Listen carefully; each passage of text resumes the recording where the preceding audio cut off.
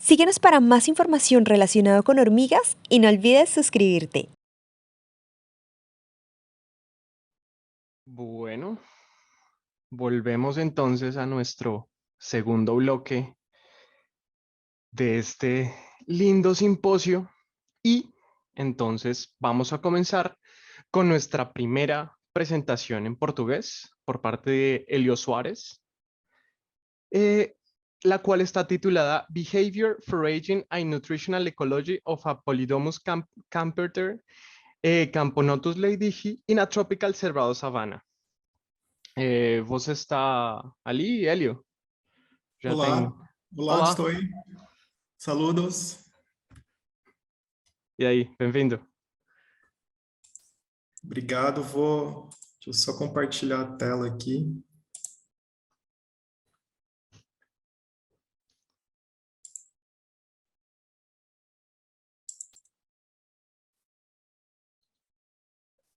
Estão vendo? Sim, sim, tá tudo bem.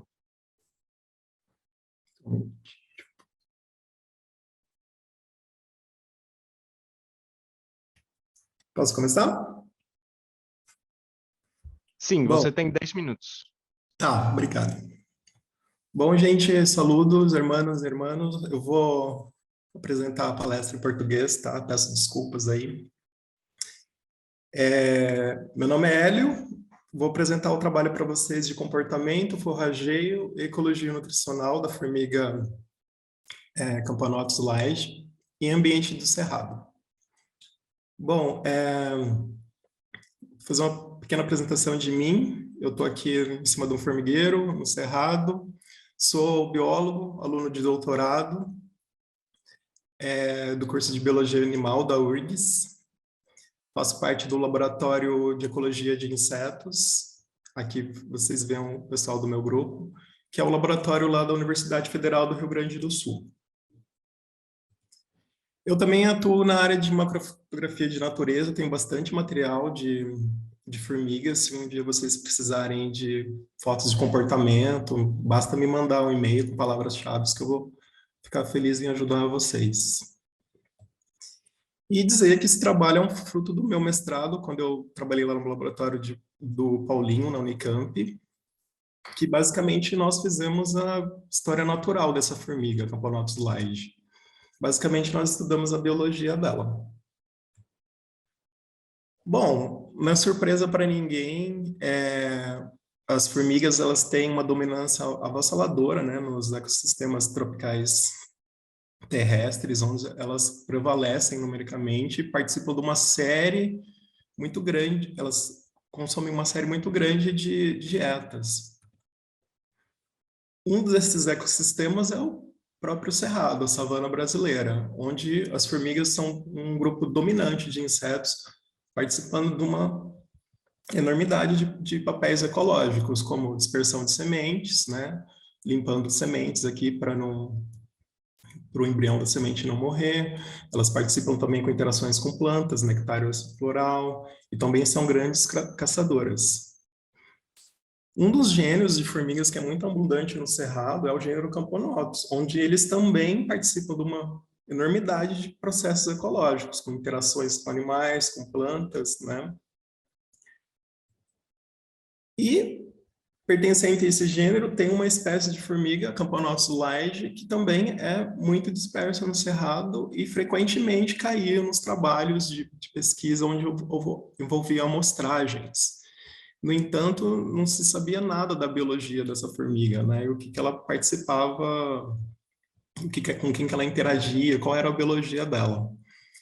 Para isso, esse trabalho visa entender qual que é o horário que essa formiga sai para procurar alimento, que tipo de alimento que ela consome e onde ela vai buscar esse alimento longe do ninho. Também visa entender como que é a arquitetura do ninho dela. Bom, para isso, o local de estudo foi lá a Estação Ecológica de Tirapina, considerada aqui uma ilha de cerrado que existe no estado de São Paulo, né, uma importância ecológica muito grande, junto com outras unidades do que ainda restou do cerrado. E lá apresenta várias fitofisionomias de cerrado. Nós trabalhamos no campo aberto. E a estação ecológica, ela tem aí uma média anual de temperatura de seus quase 22 graus Celsius e uma média anual de pluviosidade de 1.360 milímetros. Bom, para entender o padrão de atividade das formigas, nós marcamos 8 ninhos e contamos o número de formigas que entravam e saíam desses ninhos num período de um dia, em sessões de 20 minutos, com 2 horas de intervalo. E registramos também a temperatura e umidade nessas marcações. Para a abordagem da dieta de Lydie, nós fizemos duas etapas, duas abordagens. Nós recuperamos os itens sólidos, que totalizaram 128 itens alimentares de forragedoras que voltavam para os ninhos durante a manhã e fim de tarde, totalizando 72 horas de amostragem. Nós também filmamos, durante 47 horas, 7 ninhos de operárias que voltavam com o gaster cheio, como vocês veem aqui na foto, e também com itens sólidos. Já para estudar a área de vida, nós marcamos com tinta tóxica 3 ninhos, operárias de 3 ninhos, 215 operárias, com cores branca, verde e amarelo. Esperamos essas formigas voltarem para seus respectivos ninhos e depois seguimos elas. E por onde elas iam passando, nós colocamos estacas coloridas para designar os trajetos dessas formigas. E depois de computada a área de vida, nós fotografamos com auxílio de um drone, numa altura de 80 metros, a área de vida de Camponotus Lydie.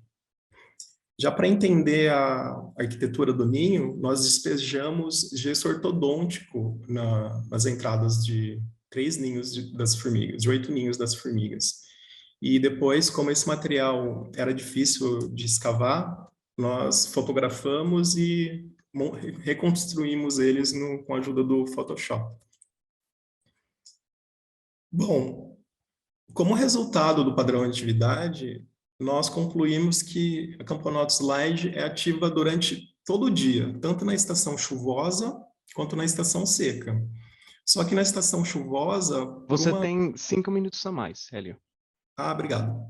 Só que na estação chuvosa, como uma disponibilidade de alimento é maior, tem uma maior atividade das formigas, tanto de nectário floral, né, tem uma maior produção disso, os insetos trofobiontes também. Já na estação seca, teve um padrão de atividade mais bimodal.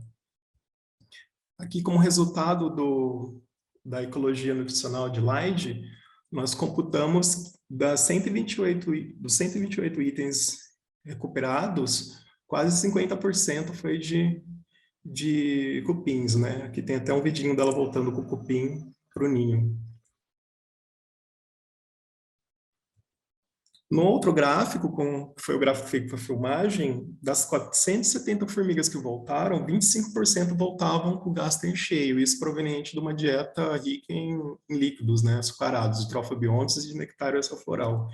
E isso é um elo com o primeiro gráfico, porque essa formiga ela coleta muito unidades de ácido úrico, aqui quase 21% desses 128.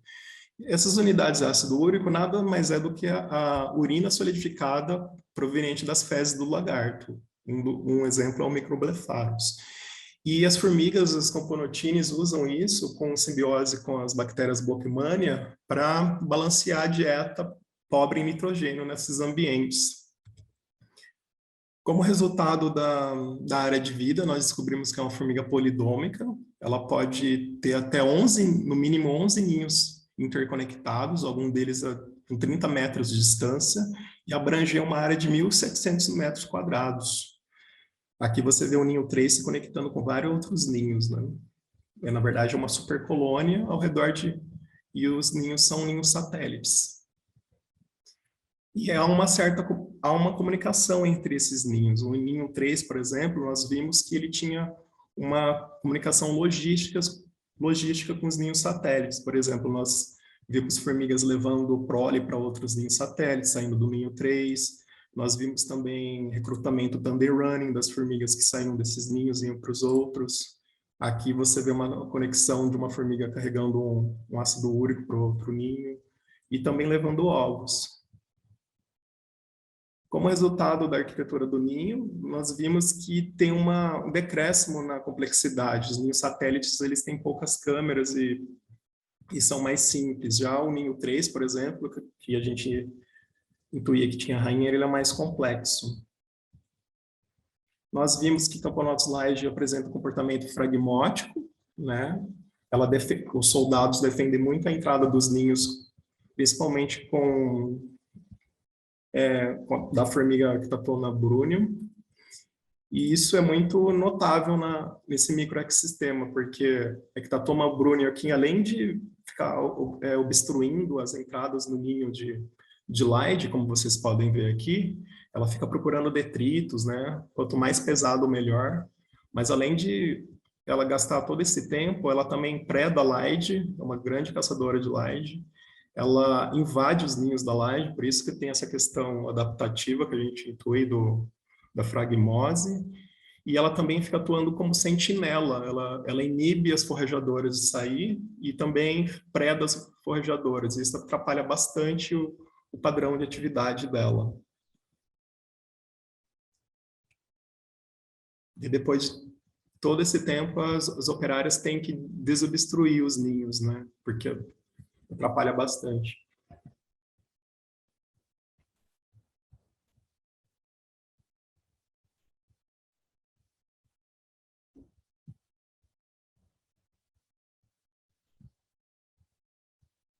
E nós vimos também que ela tem alguns inimigos naturais, entre aranhas, neurópteros, e esse gênero aqui é o Beson eucaritide, que parasita os ninhos de Camponotus laige. Agora, no doutorado, eu estou trabalhando com as duas formigas e também queria fazer um pedido para vocês. Caso vocês virem ela, me mandar um e-mail para eu saber mais, ok? Queria agradecer ao Luiz, a Nádia, o professor Paulinho, que me orientou durante essa etapa, todo o pessoal da Estação Ecológica de Tirapina e os órgãos de fomento. Muito obrigado. Olha, que trabalho bacana. Muito legal. Obrigado. Alguém tem alguma pergunta? Vamos dar uma olhada.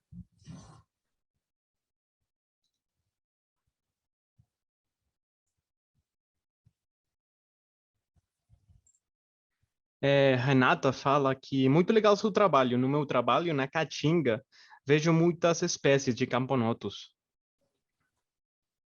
Sim, eu já tive o privilégio de ir para Caatinga e realmente não é só no Cerrado, não.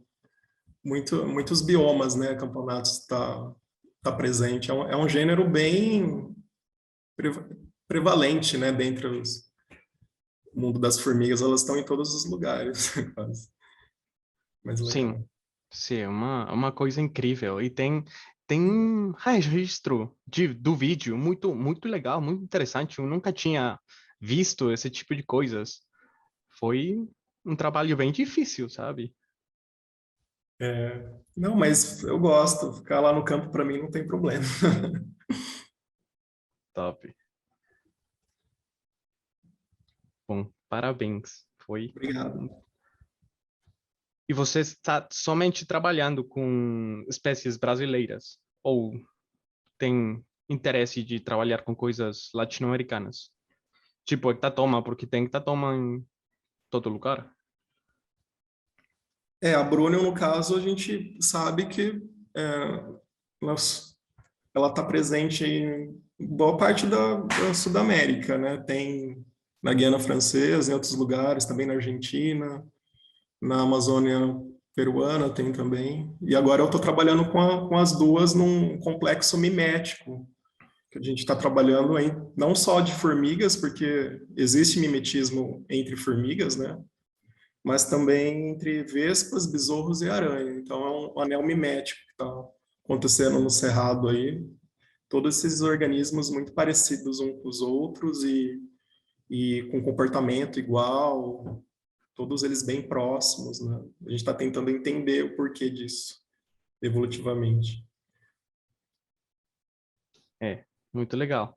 Bom, muito obrigado. Que trabalho interessante, muito legal e muito sucesso com o doutorado. Obrigado. Valeu. É. Bon, vamos a seguir con nuestro trabajo siguiente, que se llama Respuestas fisiológicas al veneno del Linepitema humile en juveniles de 3 especies de anfibios de Uruguay. Y está hecho por Juan Pablo Lompart, Paloma Álvarez Blanco, Lucía Moreira de Marco, Alok Bank, Elena Angulo y Raúl Maneiro. Buenas, ¿qué tal? ¿Se escucha bien? Hola Juan, ¿cómo estás? Sí, perfecto. ¿Cómo estás? ¿Qué tal? Genial, gracias. Paso a compartir. Ta, ta, ta. Para antes.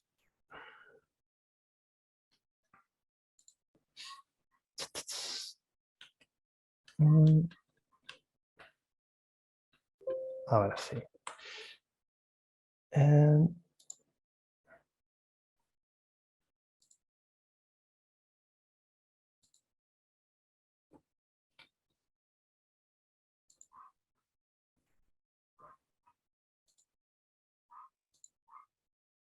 no se puede iniciar la función de compartir pantalla.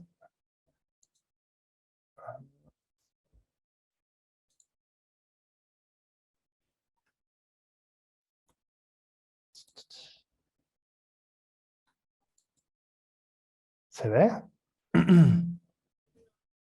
Listo, sí. Déjame ver a ver si... ¿Se ve ampliada? Sí, ¿no? Solo aparece que está compartiendo, pero que todavía no aparece la pantalla todavía. Es como la función de compartir las pantallas, pero A ver, déjame probar de nuevo. Sí. eso vale. Está.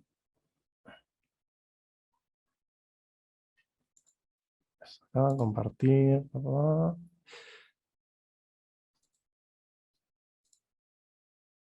A ver, ahora. Ahora sí. Ahora sí, perfecto. Está genial. Probablemente quiera decir un montón de cosas que no me den los 10 minutos, pero bueno, si a alguien más le interesa, después se puede seguir charlando por otro lado, por Discord o por donde quieran. Puedo pasar mi contacto, no pasa nada. Genial, ahora sí empiezo, sin vacilación. Bueno, muchas gracias por permitirme presentar este trabajo que conforma mi tesina de grado. Como bien dijo, con colaboración de la doctora Paloma Álvarez Blanco, la licenciada Lucía Moreira, el doctor Alok Bank, la doctora Elena Ángulo y el doctor Raúl Maneiro.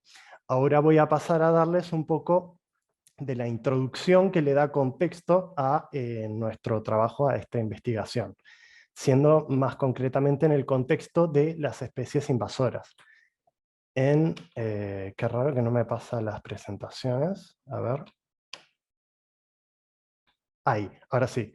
Que en el contexto de las especies invasoras, los formícidos, las hormigas, resultaron ser muy exitosos en las invasiones biológicas, presentando una o varias de estas características que les paso a comentar, entre ellas la omnivoría, por otro lado la unicolonialidad, la poliginia y también un comportamiento altamente agresivo interespecífico. ¿Qué pasa? Para el caso de la hormiga argentina, Linepitema humile, está entre las 5 más exitosas especies de formícidos a nivel mundial y presenta todas estas características que acabo de mencionarles y a su vez presenta un veneno que puede ser letal en anfibios juveniles que habitan fuera de su rango natural de distribución. Pero sin embargo, no se conoce cómo es la relación de la hormiga argentina con sus predadores que habitan dentro de su rango natural, o sea, en su área nativa. Y con el esfuerzo de tratar de explicar, bueno, cuáles son las variables que son claves en el éxito de la invasión, una de las hipótesis en las que nosotros ponemos foco es en la hipótesis que se llama la hipótesis del arma novedosa. ¿En qué consiste esta hipótesis? Esta hipótesis dice que el invasor presenta, en este caso, un arma que es novedosa, es clave, y que las especies residentes donde invade no pueden afrontar esta arma y por lo tanto el invasor logre invadir con éxito a donde va con esta arma, en este caso su veneno. Y por lo tanto nos planteamos como objetivo evaluar el efecto del veneno de la hormiga argentina en juveniles de 3 especies de anfibios con diferentes grados de mirmecofagia, que son anfibios de su zona nativa. Empezando de izquierda a derecha, a la izquierda, el que tiene el menor grado de mirmecofagia, la Boana pulquela, el que tiene un grado intermedio, el Odontophrynus americanus, y el que tiene una mayor especialización en dieta de hormigas, la Rhinella arenarum. Por otro lado, nos planteamos específicamente medir los efectos provocados por el veneno en anfibios y ver su efecto inmediato.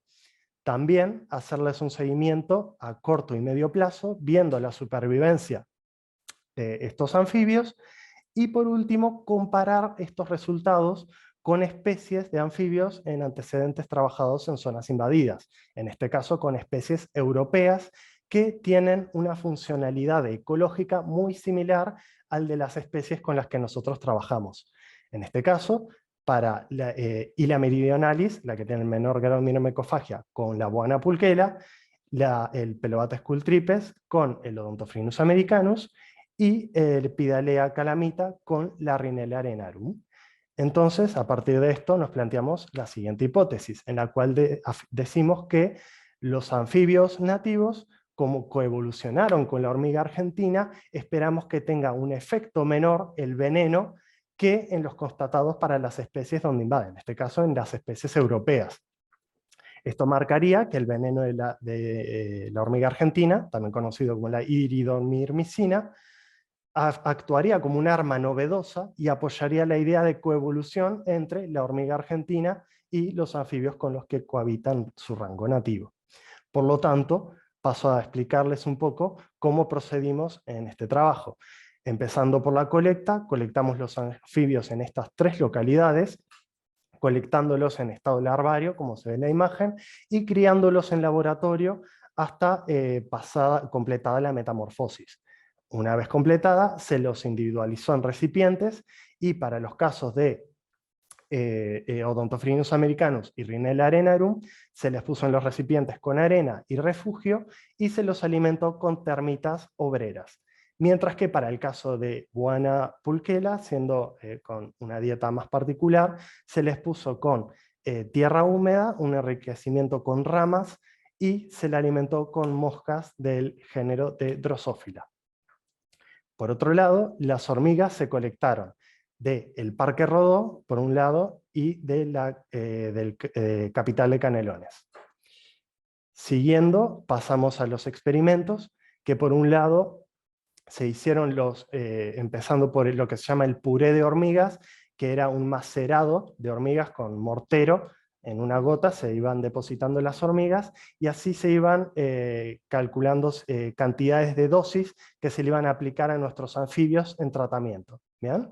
Entonces se trabajaron con 20 individuos de cada especie de anfibio, y se los exponía a la toxina con este puré de hormigas, exponiéndolos en contacto directo, y después se les aplica en la espalda, y después se les retira la toxina a los 10 minutos. Posteriormente se evalúa el Te quedan estado... 5 minutos. Genial, gracias. Se evalúa el estado de estos anfibios viendo cómo alteraba el veneno en sus reflejos. Empezando por el reflejo pupilar, viendo cómo reacciona a la luz, el reflejo flexor, que era estirando una extremidad y el anfibio la contrae, el respuesta nociceptor, que sería la respuesta al dolor, la respuesta locomotora, que el anfibio en una respuesta normal daría unos saltos consecutivos, y el reflejo palpebral, que sería presionando levemente el canto interno y externo del ojo. Posteriormente, lo que se hizo, bueno, se estimó la dosis tóxica con esta información, que sería el número de hormigas necesario por gramo de anfibio para provocar un efecto tóxico en cada especie, o sea, en el que por lo menos uno de sus reflejos se ve afectado. Bien, y posteriormente lo que se hizo fue evaluar estos parámetros a la hora y a las 24 horas para ver el efecto a corto plazo, cómo se iba evolucionando.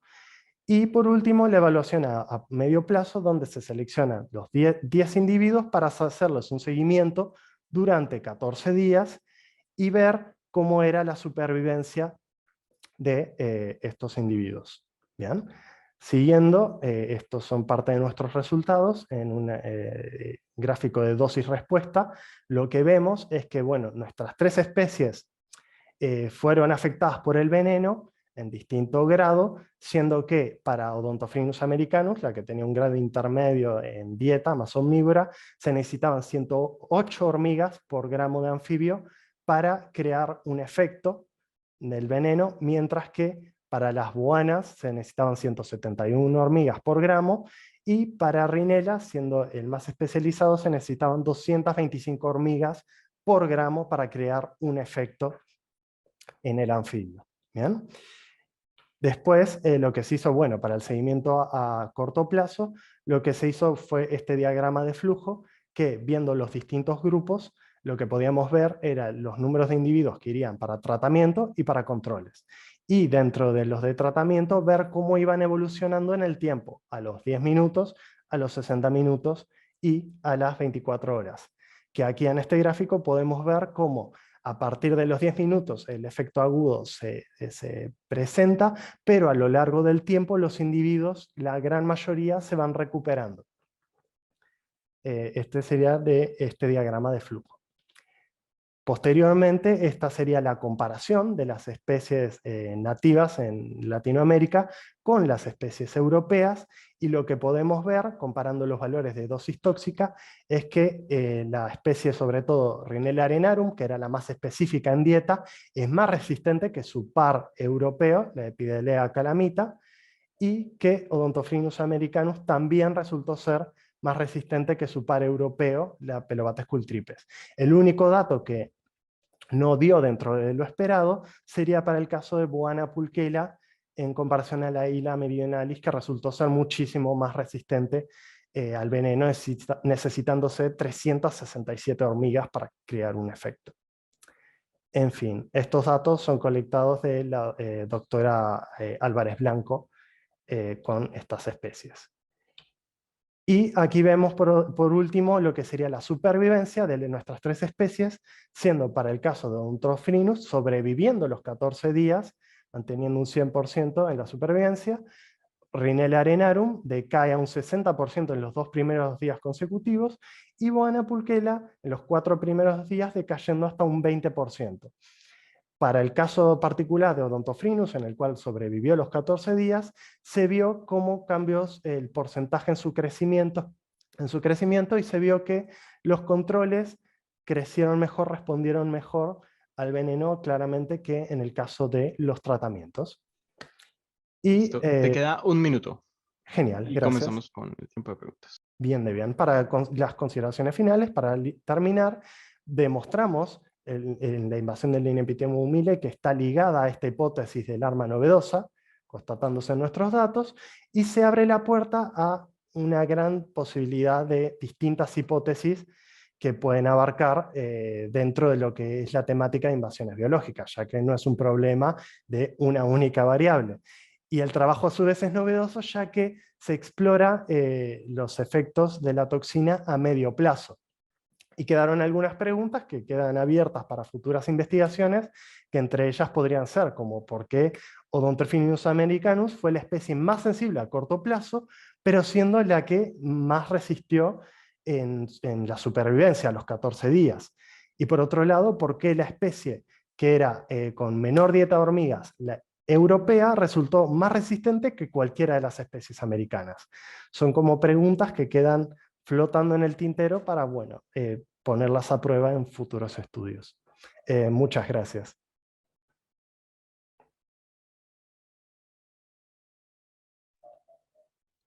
Bueno, Juan, bellísimo, bellísimo trabajo.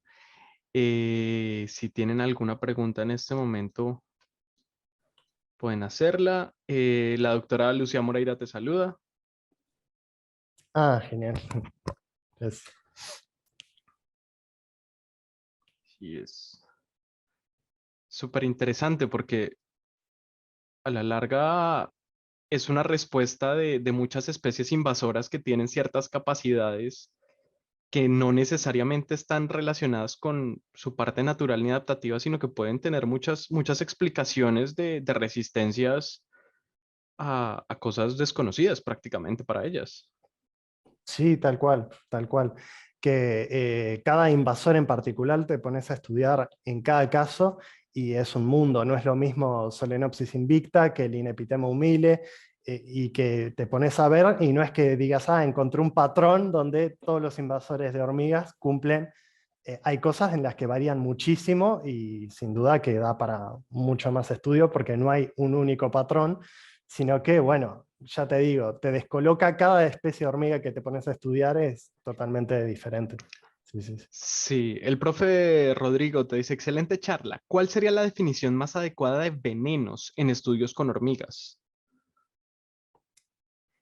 Bien, en este caso particular, bueno, veneno justo, te diría una definición más general que en realidad el veneno es un conjunto de toxinas en realidad, pero nosotros, ¿qué pasa?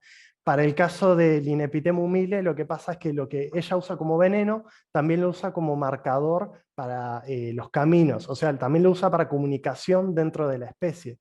Entonces es bastante, desde mi punto de vista, más complejo, porque en realidad lo que funciona como efecto es la iridomirmicina particularmente. Después tiene otros componentes que funcionan para marcar pistas, para reclutar más individuos como feromonas, etc.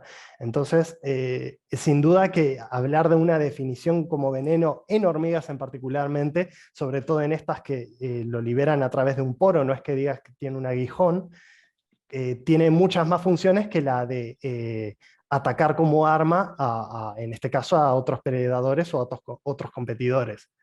Entonces, es muy buena la pregunta porque, claro, la definición de veneno, en realidad, en este caso particular, en Linepitema humile, no iría a lo clásico de, bueno, únicamente como arma, por decirlo de alguna forma. Perfecto. Shim te dice, yo entiendo que los supervivientes sean más grandes, no es que hayan crecido mejor, sino que los pequeños probablemente no sobreviven. Dudo que el veneno contribuya al crecimiento. En cualquier caso, muy interesante.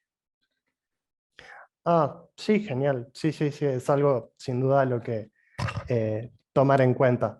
Bueno, va en la interpretación sí, de ese gráfico que evaluaba el crecimiento según la supervivencia de cada individuo.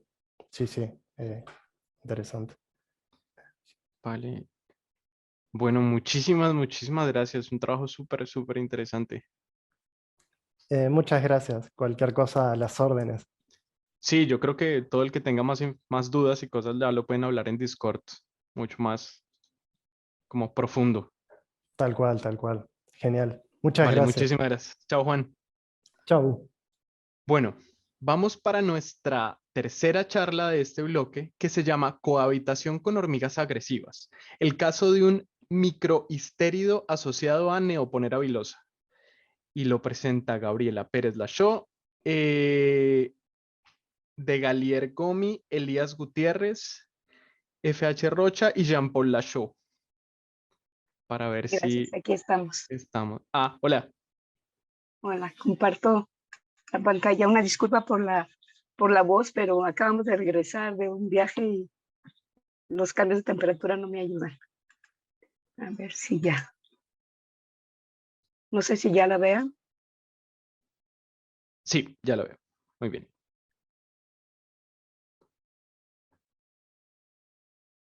Ya está en modo pantalla completa. Sí, Yo no la veo. Ok, gracias. sí. Bueno, pues gracias por este espacio para darles voz a artrópodos asociados a hormigas y entrando directamente en el tema, pues los artrópodos mirmecófilos en general son otros insectos y la mayoría de estos son coleópteros, principalmente de las familias Carabidae, Staphylidae e Histeridae. Las interacciones con las hormigas pues son muy diversas tanto en la naturaleza y en la especificidad de estas, pero de manera muy sencilla y general podemos decir que los mirmecófilos especializados presentan adaptaciones morfológicas, químicas, fisiológicas y comportamentales que les permiten interactuar directamente con sus hormigas hospederas. Tal es el caso Pausus fabieri, que es un mirmecófilo obligado de Fedole pallidula, una especie que ha sido una interacción que ha sido bastante estudiada, pero también es el caso de esta especie de histérido que les presento a la izquierda, que es Euxenispermum hysteridoc, mirmecófilo de Citonamatum. Bueno, aquellos otros mirmecófilos que no están tan especializados realmente tienen un comportamiento muy prudente y evitan, en la medida de lo posible, tener interacciones con sus hormigas hospederas o presentan características del cuerpo y la morfología que algunos autores han considerado como preadaptados para establecer relaciones con hormigas. Tal es el caso de los coleópteros de la familia Staphylinidae e Hysteridae. En este trabajo, pues en esta charla les voy a presentar los resultados de una interacción de un histérido con Neoponera vilosa. Para aquellos que no estén tan familiarizados con Neoponera vilosa, aunque seguramente todos la conocen, pues es una hormiga neotropical arbórea de la subfamilia Ponerinae. Es la especie más grande que tenemos en México. Es una hormiga, las obreras miden entre 11 y 13 milímetros, son depredadoras generalistas agresivas, pero también colectan néctar y otras fuentes azucaradas. Es una especie de amplia distribución desde Texas hasta Argentina.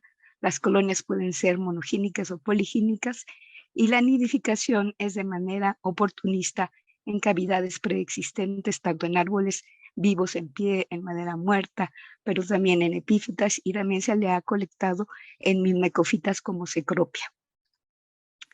En el sur de la península de Yucatán, en México, esta especie nidifica esencialmente en la Bromelia acmea bracteata, que es una bromelia tanque caracterizada porque las hojas están dispuestas en forma de roseta. En esta planta se acumula agua de lluvia y detritus en las hojas periféricas, y en el centro existe una cavidad impermeable formada por una hoja en forma de ánfora que se desarrolla durante la floración de la planta. Es en este espacio impermeable en donde las hormigas establecen sus colonias. Esto nos ha permitido colectar colonias completas y poder estudiar así a las hormigas, pero también a los artrópodos asociados. Para este trabajo nosotros hicimos colectas en 3 sitios, 2 sitios cuya vegetación es típica de selva mediana subperennifolia, Ciancán y Nuevo Becal, y un sitio más en donde la vegetación es secundaria. Las colectas se realizaron durante 2016, 2017 y 2018. En campo se midieron algunas variables relativas a la bromelia, como su tamaño, como la altura en que se encontraba en los árboles de soporte, la especie de árbol soporte. También se midieron variables ambientales y se obtuvieron datos climatológicos de estaciones cercanas. Ya en el laboratorio, pues nos dimos a la tarea de revisar todos y cada uno de los individuos, o los artrópodos, macroartrópodos que encontramos tanto en lo que sería el espacio del nido propiamente hablando, pero también todos aquellos que estaban en las hojas periféricas de la bromelia. Así se determinó la composición de la colonia, número de individuos, la casta. La mayoría de los artrópodos asociados se preservaron en alcohol inmediatamente y para posteriormente identificarlos al nivel taxonómico más bajo posible. Hicimos también estudios de morfología utilizando microscopía óptica o microscopía electrónica de barrido, y también establecimos colaboración con algunos taxónomos. Bueno, ¿qué hemos encontrado? Se colectaron 78 colonias de Neoponera vilosa y en ellas encontramos adultos de este histérido que les presento aquí una fotografía, microscopio electrónico de barrido, perteneciente a la subfamilia Dendrophilinae. Se encontraron en 43% de las colonias en los 3 sitios en donde colectamos y a lo largo del año. Algo interesante es que existen muy pocos reportes de especies de esta subfamilia Dendrophilinae asociados a hormigas. El caso contrario es las especies de las subfamilias Etelinae y Chlamydopsinae, en donde casi todas las especies son mirmecofílicas. Mirmecofilas, perdón. Encontramos este coleóptero en números importantes, 173 adultos. La mayor parte de los especímenes, poco más de la mitad, se encontraban dentro del nido directamente en contacto con la cría y con las obreras, pero también dentro del nido cabe mencionar que hay detritus.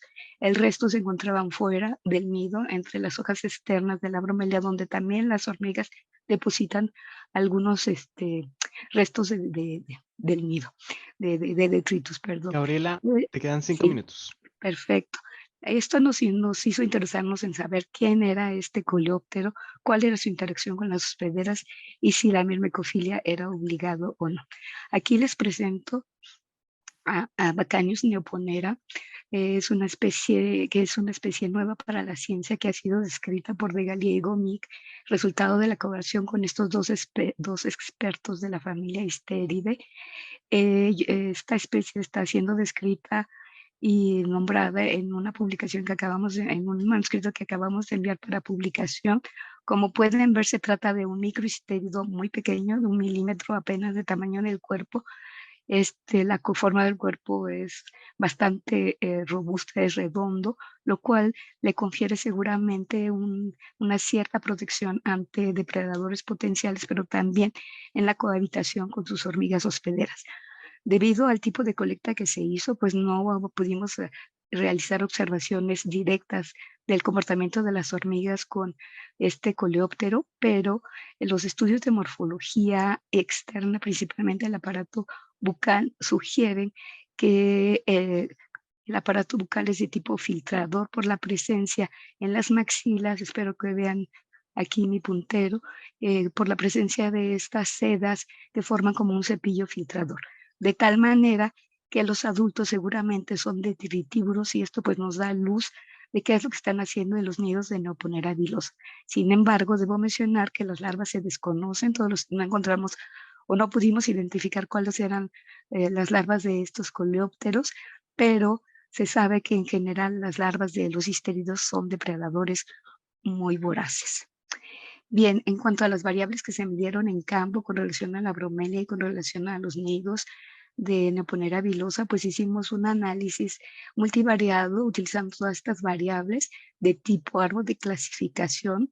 Este análisis muestra que la altitud, el tamaño de la colonia y la precipitación media mensual son los principales factores que explican la presencia de bacaños en los nidos de Neoponera vilosa.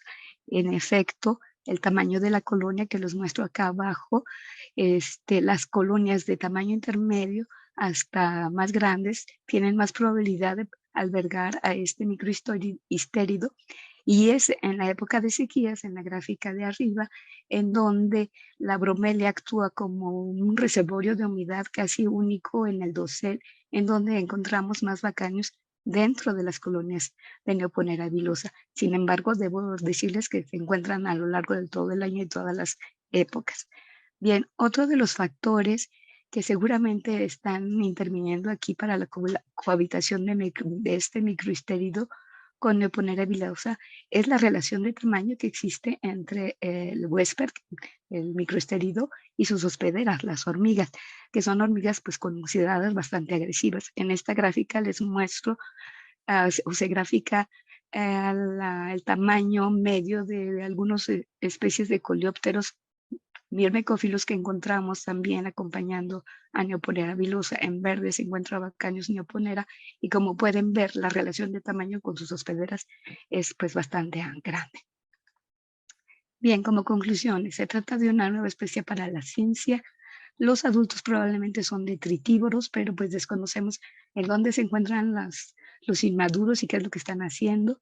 La presencia de Bacanius neoponera en nidos de Neoponera vilosa tiene causas multifactoriales.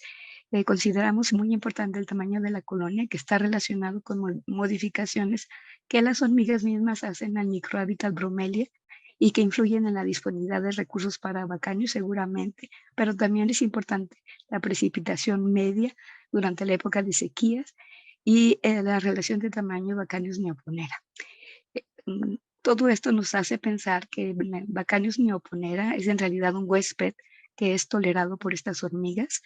o tal vez sea hasta ignorado. Entonces, debo mencionar también que se trata del segundo caso de Bacanius asociados a hormigas. El primer caso es una especie no descrita o no determinada asociada a hormigas del género Écito. También nuestro trabajo representa el primer registro de una especie de Dendrophyline asociado a ponerinas, pero debo mencionar que existen otros registros de histéridos asociados a otras ponerinas.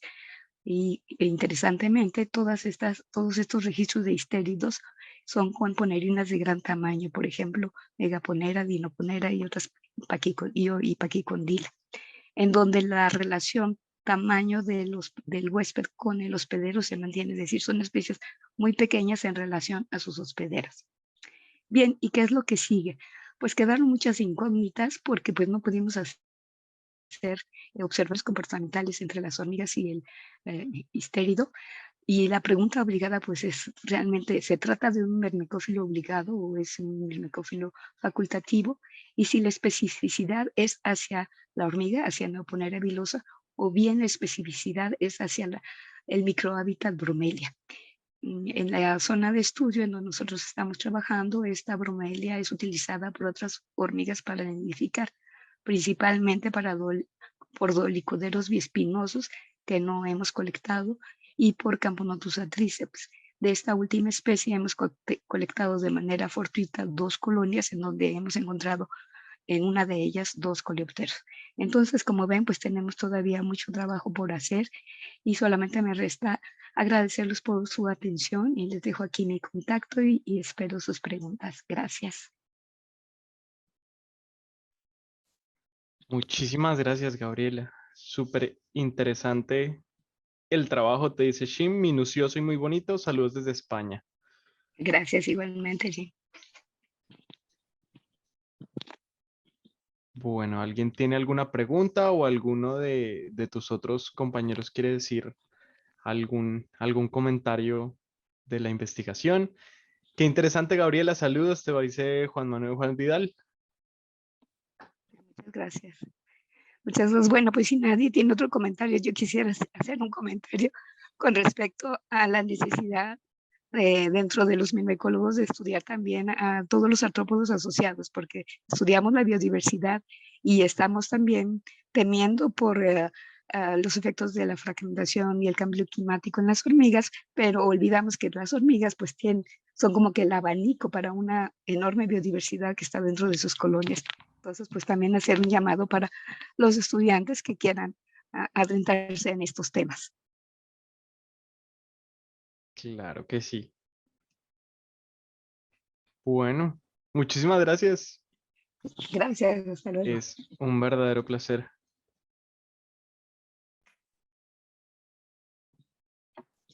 Bueno, continuamos con nuestra última presentación de esta tanda. Es a cargo de Daniela Mera y se llama Evolution of Social Parasitism in Myrmecia Bulldog Ants, por Daniela Mera y Christian Raveling. Si Hola, estás por ahí, buenos Dani, hola. días. Hola, buen día. ¿Me podrías por favor habilitar para compartir? Ya, qué pena, es que no te encontraba dentro de la lista de los No te preocupes. Ya creo que ya debes tener el co-host. Listo. ¿Pueden ver bien la pantalla?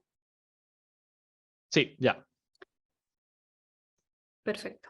Bueno, buenos días. Mi nombre es Daniela y hoy voy a compartir con ustedes sobre la evolución del parasitismo social en hormigas del género Myrmecia. Sabemos que gran parte de la diversidad que hoy vemos está dada por las interacciones entre especies, y estas interacciones pueden ser interacciones de mutualismo, de comensalismo y también de parasitismo. Hoy vamos a hablar específicamente de parasitismo, y dentro del parasitismo social, vamos a hablar del parasitismo social. El parasitismo social es un tipo de parasitismo de cría en el que vamos a tener una especie parásito que no cuida sus propias crías, sino que se aprovecha de una especie hospedera, y es esta especie hospedera quien va a terminar cuidando las crías. El ejemplo más común quizás es el de las aves parasíticas, donde vamos a tener un ave parásito que no cuida sus huevos, sino que pone los huevos en los nidos de otra ave, que es la especie hospedero, y es esta especie hospedero quien termina cuidando los huevos y alimentando los polluelos. Aquí tenemos una foto de nidos de aves que han sido parasitados y pues en cada uno de ellos ustedes pueden ver que hay un huevo que realmente no es como los demás. Es porque es un huevo que corresponde a la especie parásita. En el caso de las hormigas, vamos a ver una especie eusocial que se aprovecha del comportamiento eusocial de otra especie para sobrevivir y reproducirse. Entonces estas son hormigas que han perdido su capacidad para fundar una nueva colonia, o son hormigas que han perdido su capacidad de cuidar a sus propias crías. Específicamente dentro del parasitismo social, vamos a hablar de inquilinismo. Entonces en el inquilinismo lo que vamos a ver es una especie parásita, una reina parásito, que es más o menos una versión miniatura de la reina hospedera. Como podemos ver en esta foto, aquí tenemos la que está encima, es la reina parásito, y ella va a vivir por muchos años en la misma colonia con la reina hospedera. La clave del inquilinismo es que esta hormiga parásito invierte todos sus recursos reproductivos en la producción de reinas y machos. Entonces, no producen obreras en la mayoría de los casos, y quienes terminan haciendo todo el esfuerzo para cuidar estas crías de reinas y machos parásitos son las obreras de la especie hospedera. Hay 3 razones que yo considero muy importantes por las que el parasitismo social es de interés. La primera de ellas es porque el parasitismo social en hormigas es muy diverso. Actualmente hay más de 400 especies de hormigas parásitos sociales descritas en 42 géneros y 6 subfamilias. La segunda razón es porque su patrón de diversidad o su patrón de distribución global de la diversidad es opuesto a lo que normalmente conocemos. Entonces sabemos que en la zona tropical hay muchas especies y esta diversidad se va atenuando a medida que nos acercamos a las zonas templadas. En los parásitos sociales en hormigas, como vemos en este mapa, el patrón es completamente opuesto. Entonces vamos a tener muy pocas especies de parásitos sociales de hormigas en la zona tropical y muchas especies de parásitos sociales en la zona templada. Voy a admitir acá unas personas. Perdón. Ok. La tercera razón por la que es importante estudiar el parasitismo social es porque nos pueden dar ejemplos empíricos de especiación simpátrica. Entonces, la especiación simpátrica es cuando dentro de una población hay un cambio en algunos individuos y después ese cambio se termina extendiendo y vamos a tener al final 2 especies que divergieron de una misma población. La especiación simpátrica es rara en la naturaleza, entonces encontrar ejemplos empíricos de especiación simpátrica es de gran interés para la biología evolutiva. Particularmente mi trabajo es en las hormigas del género Myrmecia, que son hormigas que están solamente en Australia, y pues solamente hay una especie de parásitos inquilinos en el género, que es Myrmecia inquilina, y pues la distribución social de Myrmecia inquilina es muy rara en Australia porque hay muy pocas poblaciones y esas poblaciones están en lados completamente opuestos de Australia. Entonces cuando uno ve una distribución así, uno se pregunta cuántas especies realmente hay. ¿Es solamente una especie que tiene una distribución extraña o estamos hablando de 2 especies de parásitos distintas? Y la segunda pregunta que quería resolver es cómo ocurrió la evolución del parasitismo social en Myrmecia. ¿Fue especiación simpátrica o fue especiación alopátrica? La manera como nosotros podemos investigar este tipo de preguntas es a través de filogenia. Entonces actualmente hay 2 hipótesis que nos ayudan a explicar cómo se origina esa transición de vivir en una vida de colonia cooperativa a vivir a expensas del comportamiento social de otra especie.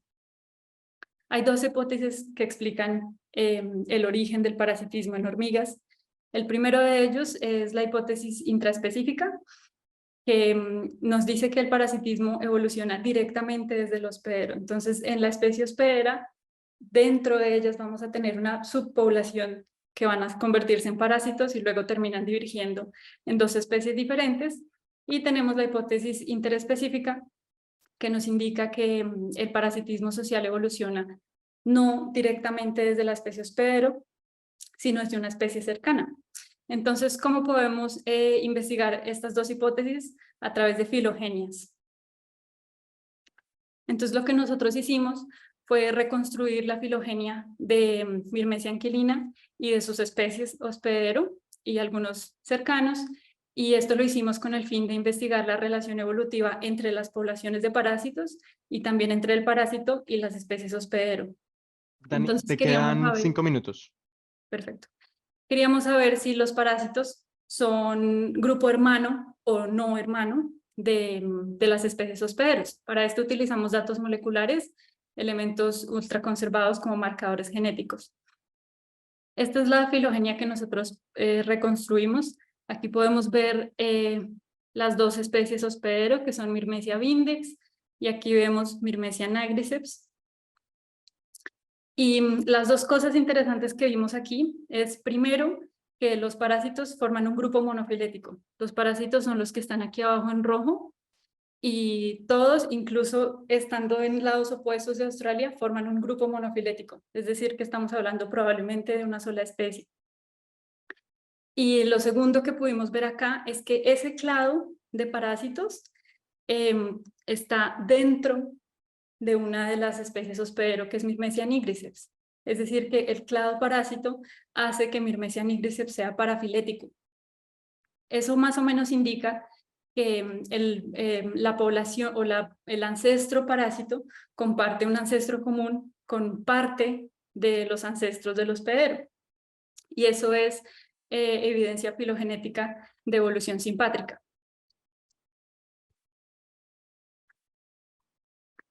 Así que, para concluir, nosotros pudimos responder las preguntas y determinar que probablemente Myrmecia anquilina corresponde solamente a una especie, que está probablemente más ampliamente distribuida en Australia, es solo que quizás no la hemos encontrado.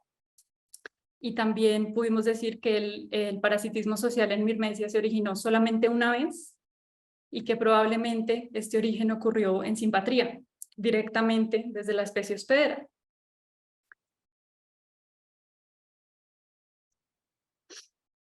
Bueno, hay muchas personas a las que me gustaría agradecer, pero hoy en particular me gustaría agradecer a todos los científicos latinos que han hecho que este trabajo sea posible, y sin cuyo apoyo no podría compartir estos resultados con ustedes. Muchas gracias al comité organizador y a ustedes por escucharme. Si tienen preguntas, estoy feliz de contestarlas. If you have any questions, please let me know.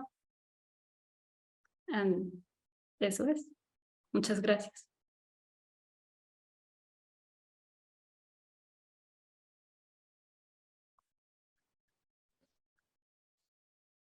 Wow, qué loco. Súper, súper bacano. Si nadie tiene preguntas, me gustaría hacer un comentario pequeño. Yo quería que mi presentación sea también una invitación, porque sé que la mayoría de nosotros estamos interesados en hormigas del trópico. Y como vimos en el mapa, pues los parásitos sociales de hormigas del trópico, hay muy pocas especies, y puede que exista un factor de sampling bias, sesgo de muestreo, porque no los hemos encontrado. Entonces, la próxima vez que estemos en campo, quizás podemos tener los ojos un poco más atentos a este mundo del parasitismo social, y seguro que tenemos mucho que descubrir en el trópico.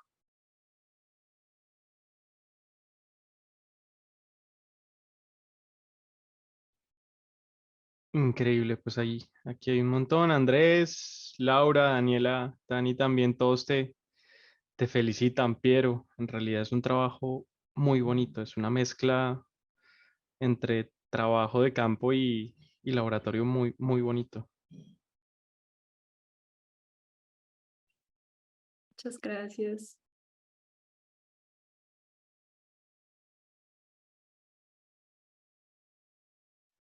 No, todos te felicitan. Yo creo que la presentación quedó suficientemente completa y nadie tiene como ninguna pregunta. Rodrigo te dice, Daniela, ¿por qué crees que el parasitismo social es más común en determinadas subfamilias de hormigas? Por ejemplo, Formicine y Myrmicine, y pues no en Ectatomine como por ejemplo en este caso de Myrmecia. Esa es una pregunta muy interesante. Es una pregunta muy interesante y no sé si existe una sola respuesta. En el caso de familias como Myrmicine, donde está Myrmecia, antes la gente pensaba, o antes los investigadores consideraban que Myrmicine presentaba muchos caracteres plesiomórficos y al ser el parasitismo muy especializado, pues se pensaba que por eso solamente hay una especie de parásito en toda la subfamilia. Pero después, y como hemos visto, pues hoy ya tenemos mucha más evidencia para decir que Myrmecine está en el Formicoid clade. No es tan plesiomórfica como pensábamos. Entonces, no es esa realmente la razón. Yo creo que algo que influye mucho es que en las zonas templadas hay más abundancia de especies hospederas. Entonces, en las zonas templadas si uno es un parásito, necesita muchas oportunidades de encontrar a su hospedero. En las zonas templadas, pues esto es más fácil porque es muy abundante. Entonces hay muchas oportunidades de encontrar el nido que el parásito necesita. Mientras que en las zonas tropicales hay más diversidad, pero la abundancia es menor. Entonces es más difícil encontrar un hospedero. Así que yo creo que de pronto tiene que ver con que las subfamilias que son más diversas en la zona templada, de pronto tienen más probabilidad de tener más parásitos, quizás, en comparación con las especies de hormigas que están netamente en el trópico, porque su abundancia es mucho menor. No sé si esa sea la respuesta total y correcta, pero es un intento. Muchas gracias, Rodrigo, por tu pregunta. Jeffrey, muchas gracias. Vale, John, ¿tienes una pregunta? Si quieres Sí, hablar. Sí. sí. De hecho, me parece que un problema en este caso es que para todas las especies de zona templada hay mucho más estudios que para las zonas tropicales. Un ejemplo, estábamos diciendo que en grupos como Ectatomine casi no hay parásitos sociales, pero sí existen. En México, por ejemplo, tenemos a Ectatoma parasiticum, que está parasitando a Ectatoma tuberculatum, pero se conoce nada más una localidad en todo el país en donde se ha encontrado esta especie. Y lo peor es que en esta localidad ya está desapareciendo porque hicieron una modificación en el ambiente y entonces va a desaparecer esta especie. Entonces creo que lo que más importa es hacer mucho más estudios y más finos sobre lo que se encuentra dentro de la sociedad. Durante mucho tiempo, Ectatoma parasiticum no se encontraba porque se parece mucho a la especie hospedera, nada más tiene un tamaño un poco más chiquito. Entonces creo que se necesita mucho más trabajo en zonas tropicales para tal vez cambiar esta situación. Cambio. Eso es correcto. Muchas gracias por el comentario. Yo por eso también quería hacer la invitación, porque creo que nosotros al muestrear en el trópico hacemos mucho esfuerzo por hacer como, por documentar lo que vemos, pero a menos que estemos buscando algo en específico, no vamos directamente a buscar las reinas y el nido. Creo que eso ha sido diferente definitivamente con los científicos en la zona templada, donde pues ha sido el trabajo de campo mucho más intensivo y por supuesto creo que eso contribuye a que hoy conozcamos más especies de parásitos en la zona templada. Creo que es una de las hipótesis y desde luego necesitamos hacer más trabajo de campo para ver qué más podemos descubrir. Y también lo otro es que los parásitos en realidad se parecen demasiado, al menos en el caso del inquilinismo, se parecen demasiado al hospedero. Es una versión miniatura del hospedero, es una reinita pequeña. En algunos casos un poco más brillante, pero no es tan fácil diferenciarlas a primera vista. Entonces tenemos que también entrenar el ojo para ir a campo y entonces buscarlos.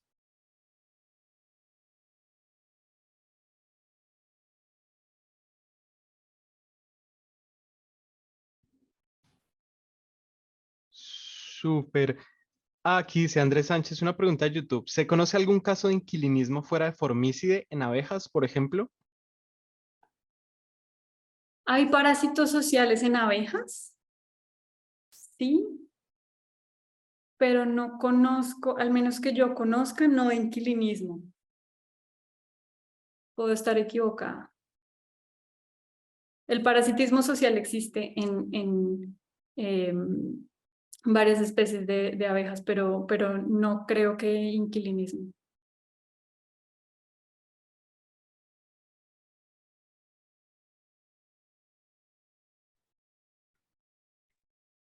Pues muy bien, muchísimas gracias. Si nadie más tiene más preguntas, solamente queda agradecerte y cualquier persona pues que tenga muchos otros comentarios o quiera como ahondar en la conversación, puede después en Discord preguntar todas las cosas que se le ocurran. Y vamos a ir a nuestro siguiente receso para continuar el simposio justo en este momento. Muchísimas gracias, Dani. Gracias. Muchas gracias. Para recordar que volvemos a las 12:15. Los esperamos para el tercer bloque de presentaciones orales.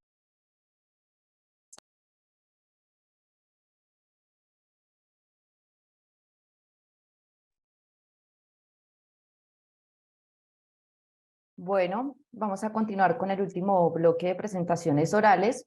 Y para iniciar, vamos con la charla Diversidad de hormigas y Menoptera formicide en áreas urbanas, una revisión bibliográfica. Quien la va a presentar, Carmen Natalia Castañeda García. Bienvenida. Buenos días, la voy a presentar yo, Leticia. Ah, ok, disculpe. Buenos días, Leticia no hay Ríos problema. Casanova. Voy a compartirles mi presentación.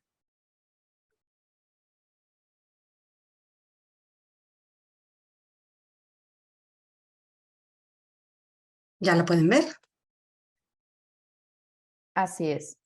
Muy bien, entonces, bueno, este es el trabajo que hicimos Natalia y yo. En esta ocasión lo presento yo. Bueno, sabemos que los cambios de uso, entre los cambios de uso de suelo se encuentra la urbanización. Los cambios de uso de suelo se sabe que es una de las principales causas de la pérdida de diversidad biológica.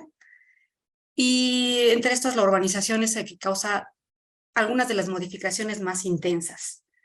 Se sabe que favorece la extinción de especies nativas y puede causar lo que conocemos como homogenización biótica. En los sitios urbanos, hay muchas definiciones para lo que es un sitio urbano, pero nosotros nos quedamos con esta definición que dice que un sitio urbano es aquella área poblada por lo menos 50,000 personas.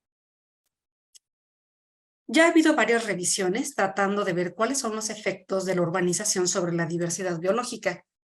En muchos de estos trabajos, en el 64% al menos, se reporta que la diversidad disminuye. Un 30% ha dicho que la diversidad inclusive puede aumentar. Y en un 6% se ha documentado que no hay realmente cambios entre una zona urbana y una zona conservada. Recientemente ya hubo un metaanálisis que se hizo específicamente con artrópodos, donde se encontró que la urbanización efectivamente tiene un efecto importante disminuyendo la abundancia de los artrópodos y que los grupos más afectados son los coleópteros y los lepidópteros. Ahora, particularmente para hormigas, hay muchos estudios tratando de ver cuáles son los efectos de la urbanización sobre las hormigas, sobre las comunidades de hormigas o sobre especies en particular. Y los resultados son variables. En algún estudio encontraron que hay una disminución de especies y que las especies que quedan viviendo en estas zonas urbanas suelen ser muy abundantes y que aquellas especies que desaparecen definitivamente lo hacen de manera permanente y es muy difícil volverlas a recuperar.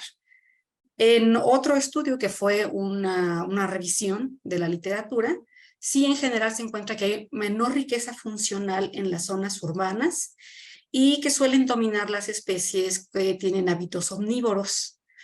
En otros estudios se encontró que hay un fuerte reemplazo de las especies especialistas por especies generalistas en zonas urbanas, pero en general vemos que la respuesta es muy variable. En algunos casos, en la mayoría, hay disminución de la diversidad de hormigas y por ahí en algunos casos llega a haber un aumento. También revisando esta literatura sobre hormigas urbanas, bueno, encontramos que hay algunas especies que son ya reconocidas como hormigas que viven en ciudades y se les ha denominado así como hormigas urbanas. Bueno, tomando en cuenta que parece que sí hay un cambio importante de la urbanización sobre la diversidad de las hormigas, pues esta es nuestra primera pregunta. Queremos saber qué efecto tiene la urbanización, en particular sobre la riqueza de especies de las comunidades de hormigas. ¿Cómo afecta la urbanización al número de gremios tróficos en las comunidades de hormigas? Puesto que si comparamos a las especies, seguramente nos van a salir diferentes especies de región a región, entonces consideramos que los gremios tróficos nos podrían dar una medida más general al respecto, y también queremos saber si las áreas urbanas están favoreciendo a las especies exóticas. Entonces vamos a ver si en realidad hay más especies exóticas en las zonas urbanas en contraste con los sitios conservados. Para contestar esta pregunta hicimos una revisión de la literatura, hicimos un enfoque de metaanálisis para conocer el efecto de la urbanización sobre las hormigas a nivel global. Que nuestras predicciones o lo que esperamos encontrar es que debido a que las áreas urbanas ofrecen menos recursos en general, alimenticios, de anidación, etcétera, creemos que en estos sitios va a haber menos número de especies de hormigas y menos número de gremios tróficos. Y también creemos que la urbanización de alguna forma va a estar facilitando la presencia de hormigas exóticas. Bueno, para tratar de contestar estas preguntas, hicimos una revisión usando este buscador de literatura científica que es Easy Web of Knowledge, abarcando un periodo de 40 años, de 1980 a 2020, con palabras clave como ants, formicide, urban, city, diversity, combinaciones de estas. No restringimos el idioma de los artículos, aunque pues en general están en inglés la gran proporción. Para que un artículo estuviera considerado en nuestra revisión, en nuestro análisis, este artículo debería cumplir con varios requisitos. El más importante es que nos dijera el número de especies de hormigas de una zona urbana y que estuviera contrastando este número de especies de hormigas con el número de especies de hormigas de una zona conservada que estuviera asociada a esta zona urbana. Bueno, una vez, además de este requisito, necesitábamos tener la lista de especies de cada uno de estos sitios, de la zona urbana y de la zona conservada, que a veces no hay una zona conservada, entonces consideramos la zona que estuviera menos urbanizada. Y con estas listas de especies lo que hicimos fue asignarlas a gremios tróficos para poder hacer el análisis. Bueno, para tener esta respuesta utilizamos un cociente que se llama el cociente o cociente de respuesta, es más adecuado, cuya fórmula general es esta que está aquí. Y este cociente lo que nos permite hacer es comparar el número de especies. En este caso, en el numerador, el número de especies de hormigas que hubiera en la zona urbana contra el número de especies que hubiera en la zona conservada. Igualmente en este cociente arriba en el numerador podríamos poner el número de gremios tróficos de la zona urbana o el número de especies exóticas de la zona urbana y contrastarlo en el denominador con el número de gremios tróficos o de especies exóticas que hubiera en el correspondiente sitio conservado. Lo interesante de este cociente es que si el resultado de este cociente es 0, quiere decir que no hay diferencias entre la zona urbana y la conservada. Si este cociente nos diera un número positivo, es que hay más hormigas, gremios tróficos o especies exóticas en la zona urbana que en el conservado, y si este cociente es negativo, quiere decir que hay más hormigas en la zona conservada. Bueno, y para comprobar si estos números que obtenemos aquí son diferentes de cero, se puede usar una prueba de T o una prueba de signos de Wilcoxon. Y posteriormente lo que hicimos fue comparar el número de gremios tróficos entre zonas urbanas y conservadas usando un análisis multivariado que se llama NMDS. Bueno, ¿qué obtuvimos? Al hacer la búsqueda en ICI encontramos alrededor de 197 artículos, pero al hacer el filtrado para ver cuáles cumplían con estos requisitos de decirnos cuántas especies se ven en una zona urbana en contraste con una conservada, nos quedamos finalmente con 16 artículos que cumplieron con este criterio y con las respectivas listas de especies para cada uno de estos dos sitios. Aquí están los países y las ciudades en las que, a las cuales pertenecen los artículos que revisamos.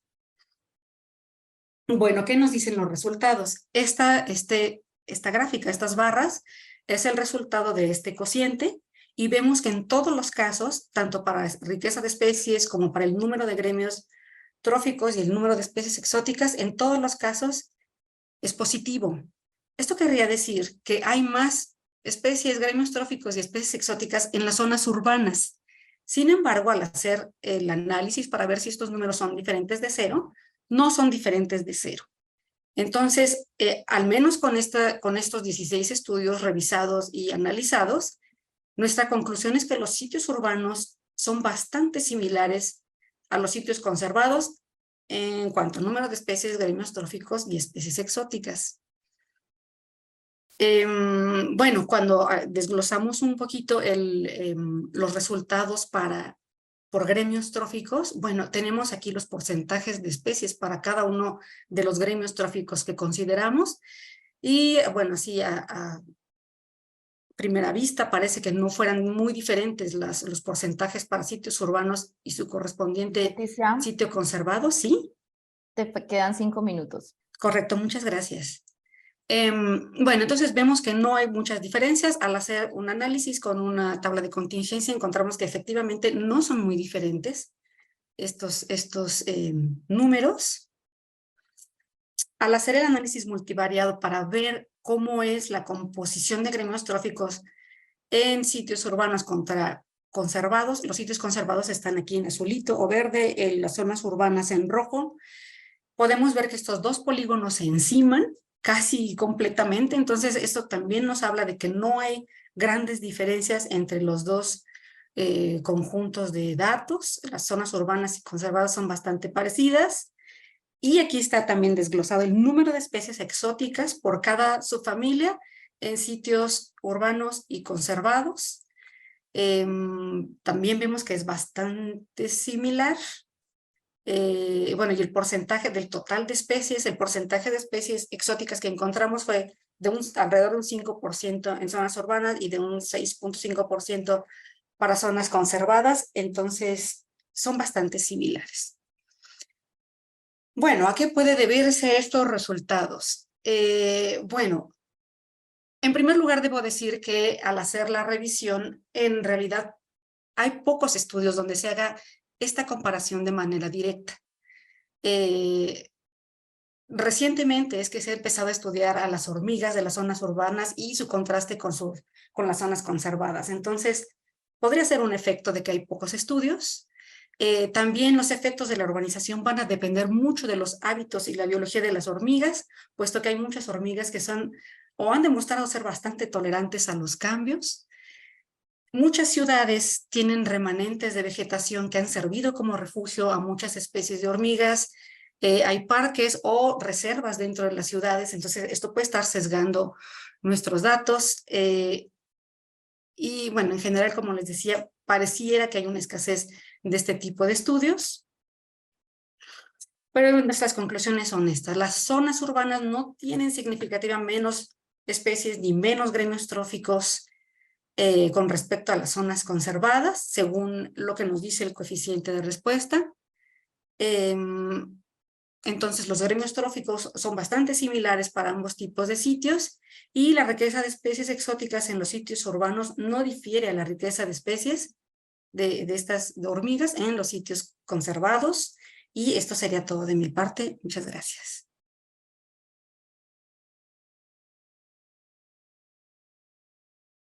Leticia, muchas gracias por tu presentación. Todavía nos quedan unos minutos, nos quedan 2 minutos de preguntas, entonces invito al público para que hagan sus preguntas o sus comentarios.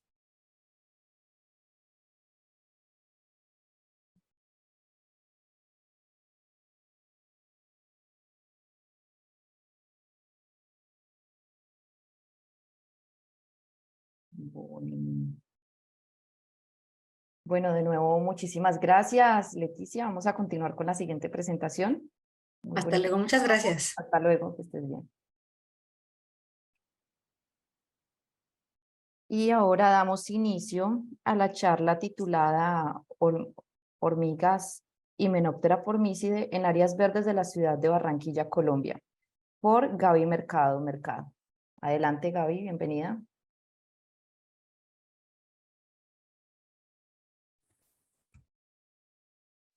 Hola, buenas tardes. La que va a presentar el día de hoy soy yo.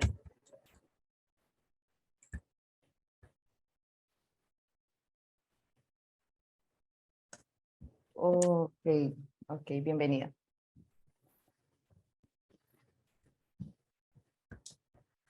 ¿Me confirman si se está viendo la presentación? No, en este momento no se ve.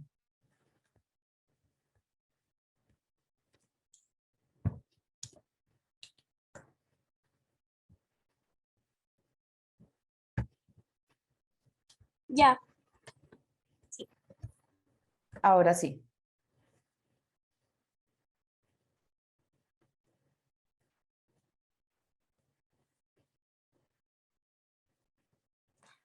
Bueno, muy buenas tardes. Me presento, soy Lucy Díaz, soy estudiante de la Universidad del Atlántico y pertenezco al semillero en restauración ecológica. Hoy vengo a hablarles un poco sobre este proyecto que se está realizando en compañía de las docentes Yamilet Domínguez y Gaby Mercado, que tiene como título Hormigas Hymenoptera formicide en áreas verdes de la ciudad de Barranquilla, Colombia.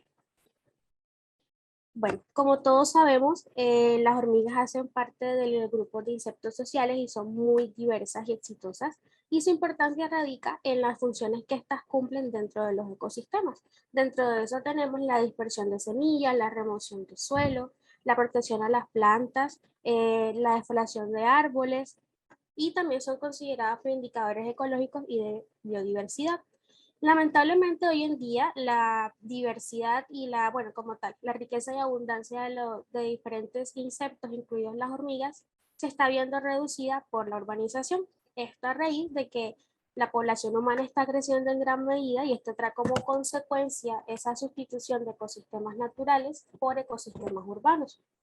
Recordemos que estos pues se forman por la fragmentación o completa eliminación de los bosques naturales.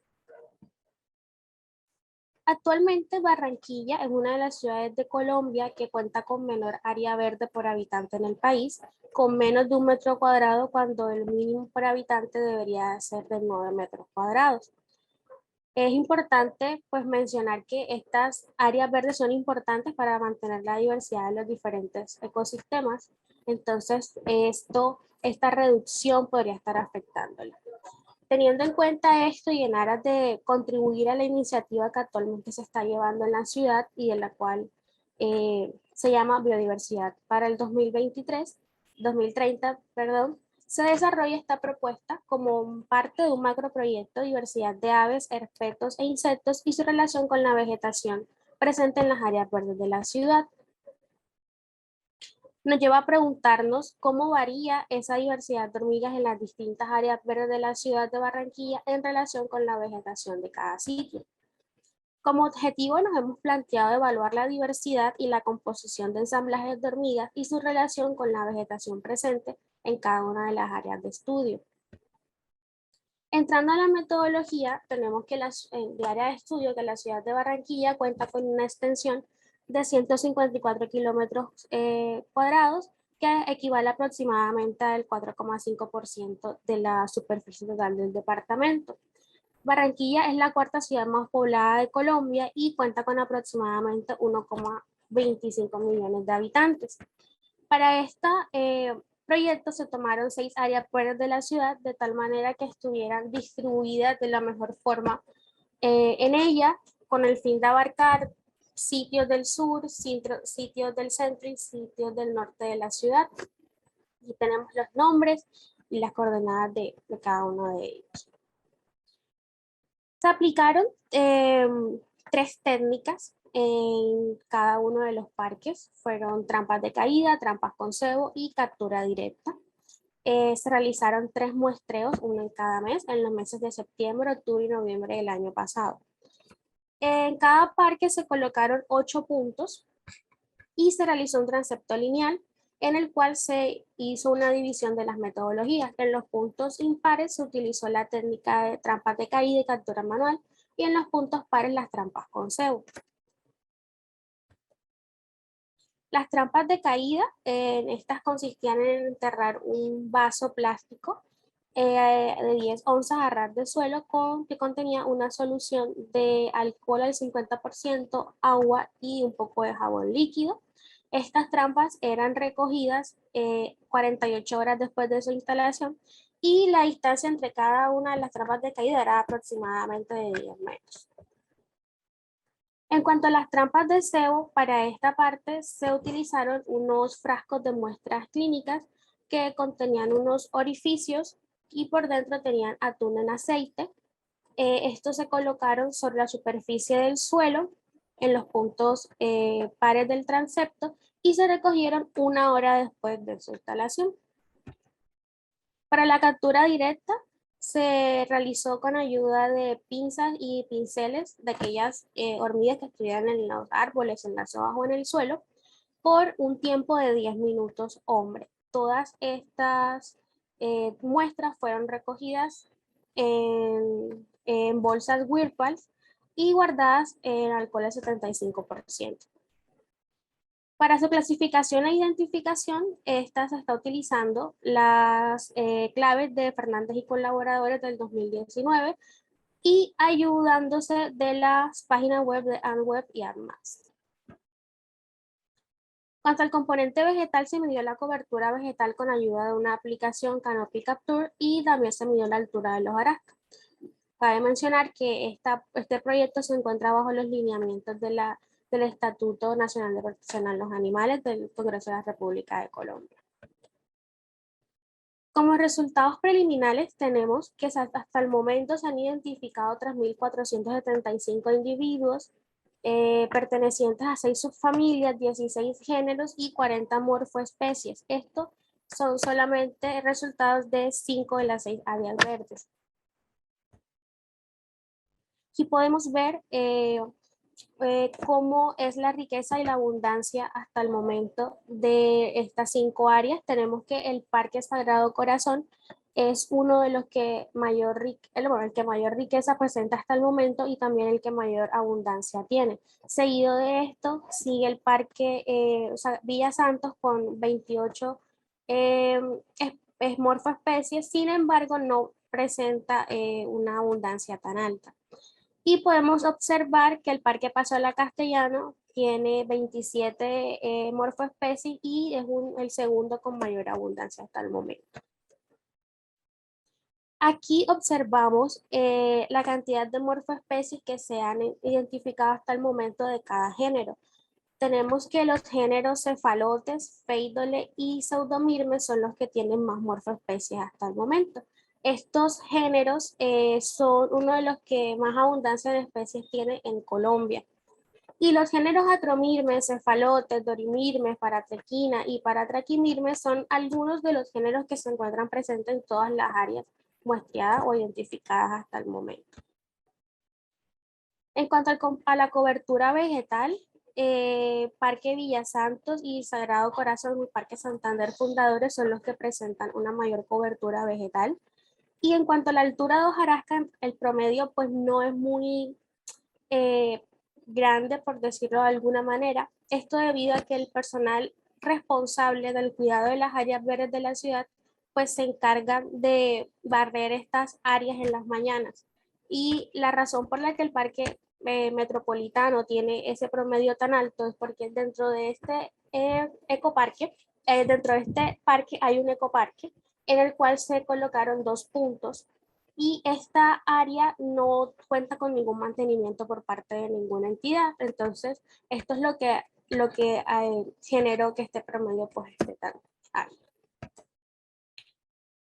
En cuanto a la comparación de la riqueza y cobertura vegetal, bueno, podemos observar una relación directa entre estos dos. Vemos que el Parque Villa Santos, o bueno, el Parque Sagrado Corazón, es el que presenta mayor riqueza y es uno de los que tiene mayor cobertura vegetal hasta el momento, seguido del Parque Villa Santos, que es el que tiene mayor cobertura vegetal y una también mayor riqueza. Y podemos observar, pues en el Parque Metropolitano, que es el que menor cobertura vegetal tiene y es el que menor riqueza presenta hasta ahora. En cuanto a la discusión, tenemos que hay un trabajo cerca del Departamento del Atlántico en el cual se encontraron 42 géneros y 88 especies en la ciudad de Santa Marta. Entonces aquí podemos ya, esto fue realizado en áreas verdes también, y podemos ya ir viendo esa diferencia. Aquí 42 géneros, nosotros hasta el momento solo hemos encontrado 16 y en cuanto a las especies, pues es prácticamente el doble. Comparándolo también con otro trabajo en otros lugares, por ejemplo, en una de las ciudades de Brasil se encontraron 28 géneros y 58 especies. Y aquí pues quisimos mencionar esto como para hacer una comparación en cuanto a áreas conservadas o zonas de bosque. Este trabajo fue realizado por una de las docentes del proyecto también, en el cual hicieron un registro de las especies que se encontraban en municipios cerca del departamento de la ciudad de Barranquilla. Podemos observar que ellos encontraron 29 géneros y 126 especies. O sea, hay un potencial bastante alto en estos bosques secos. Un ejemplo de ello es el municipio de Tubará, que se encuentra a 31,2 kilómetros del Parque Villa Santos. Entonces, sí vemos como esa notable reducción al ser pues municipios cercanos a la ciudad. Bueno, ya por último mencionar que con este proyecto lo que se pretende es poder contribuir al manejo de las áreas verdes en la ciudad y bueno, realizar una guía taxonómica y poder ayudar a que Barranquilla se convierta en una biodiversidad. Muchas gracias. Entonces, ¿tienen alguna pregunta? Lucy, muchas gracias por tu presentación. Entonces pasamos al espacio de las preguntas.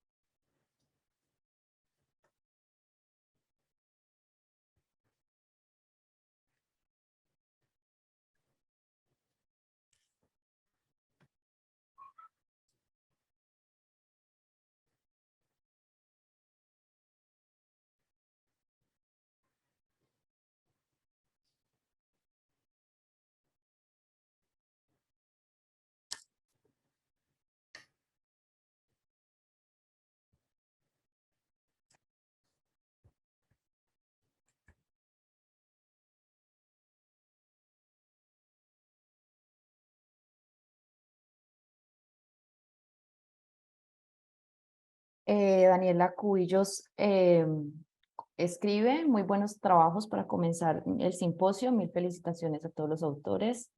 John Ladd que comenta, dice, hola, ustedes no compararon la diversidad con la densidad de la población humana en las ciudades. Felicidades. Sí. Como un comentario.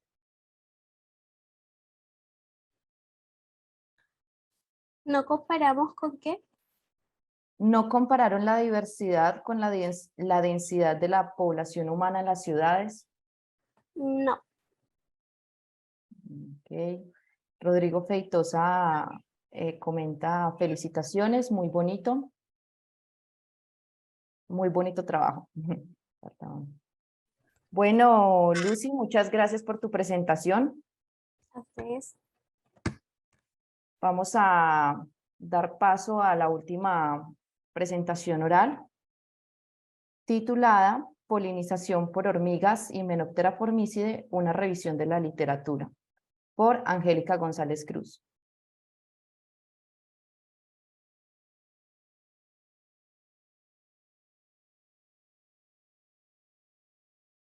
No me permite compartir la pantalla. Ok. No veo la... Ya esa como... Ah, listo, gracias, John Pedro.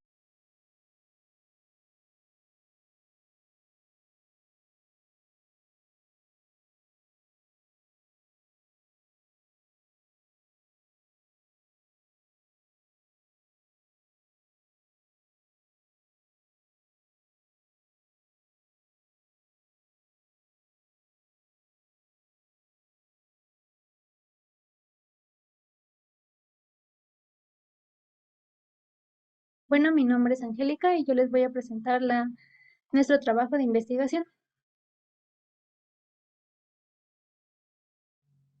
Bueno, primero que nada, tenemos que saber lo que es la polinización, la cual es la transferencia de polen de las anteras hacia los estigmas, y esto hace posible la reproducción sexual en las angiospermas.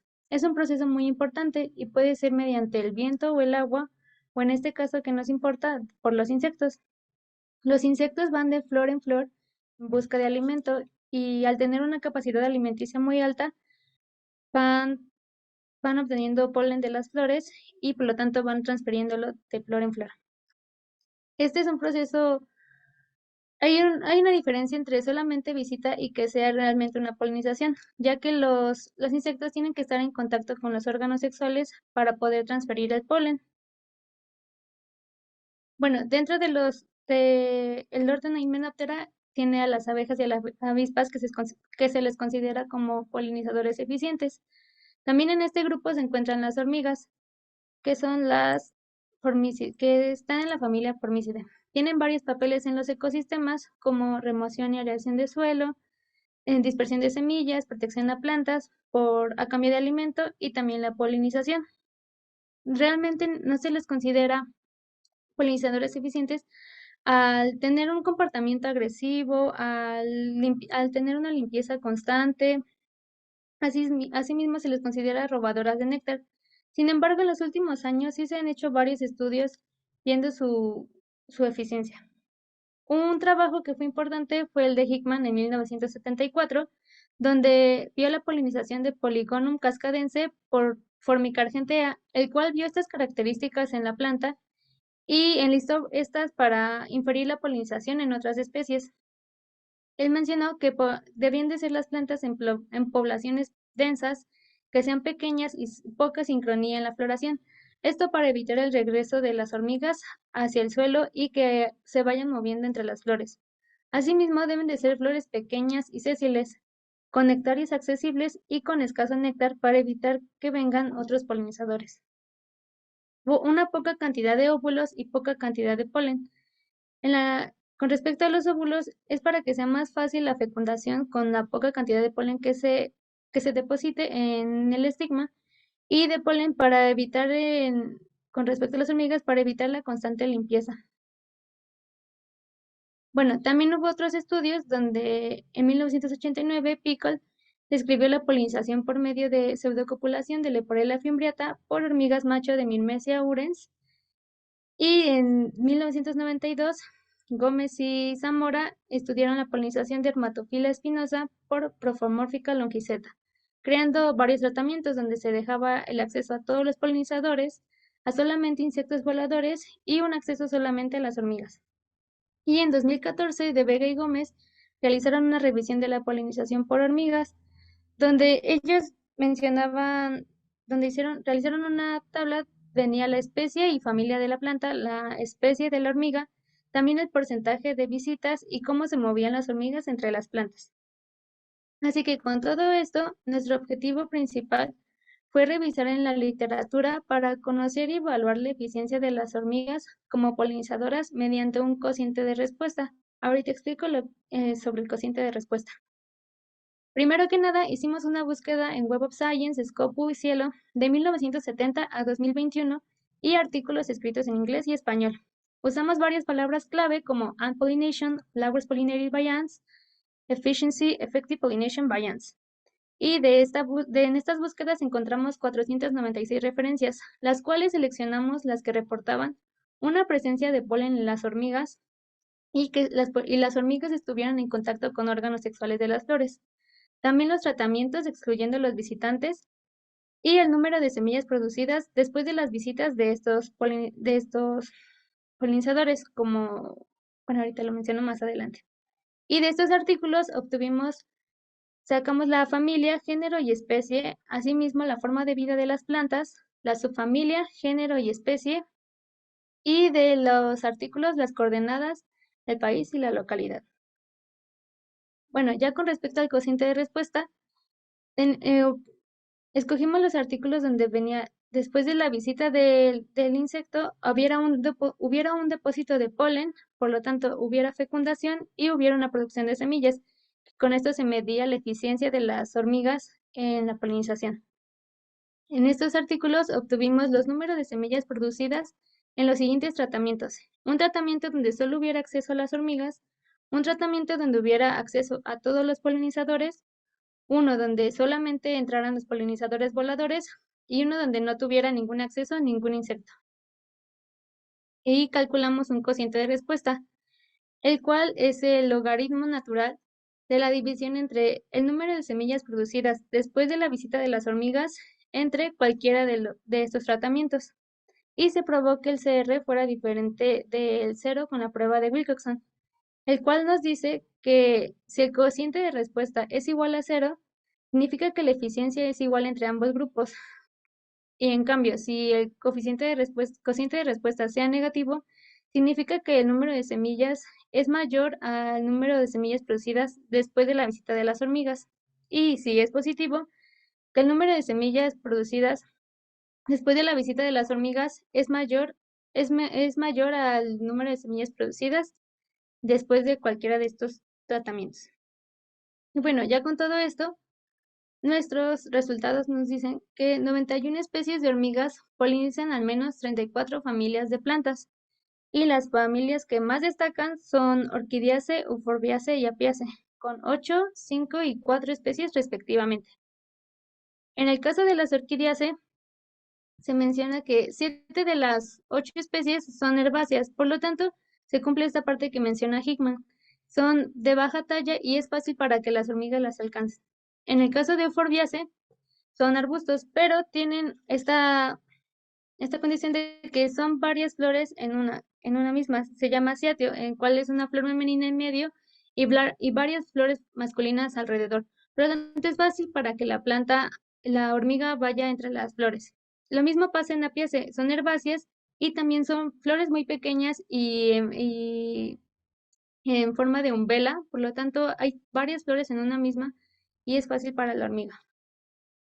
En el caso de las subfamilias de Formidaceae, Formicine tuvo 52 especies polinizadoras, Myrmicine 24 y Dolichopterine 13.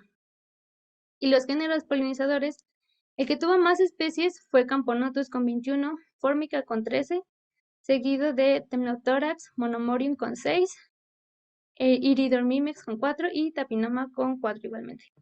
Aquí cabe destacar a Camponotus, ya que también se realizaron varios estudios donde se veía si las secreciones por la glándula metapleural afectaban en la germinación del polen.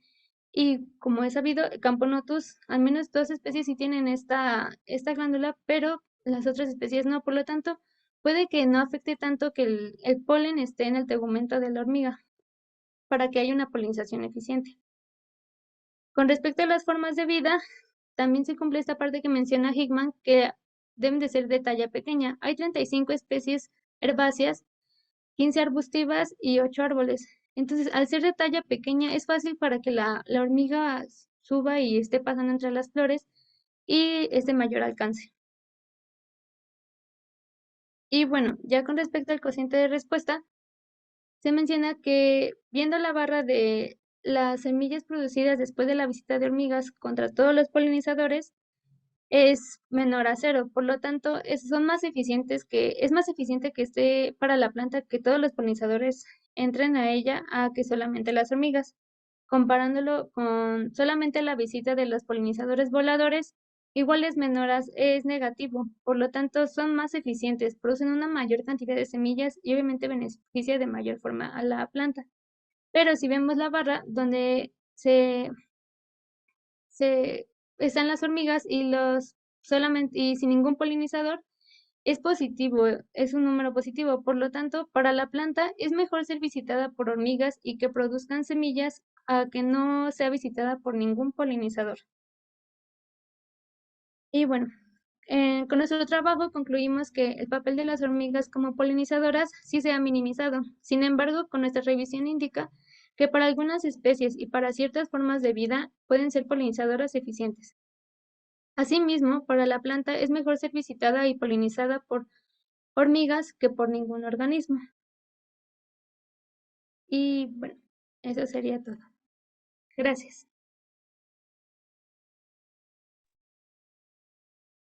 Muchas gracias, Angélica, por tu presentación. Te escribe María Teresa Mela García. Hola, Angélica, muy lindo tu trabajo. No entendí bien lo de la glándula de Camponotus. Si afecta el polen, ¿podrías repetir eso?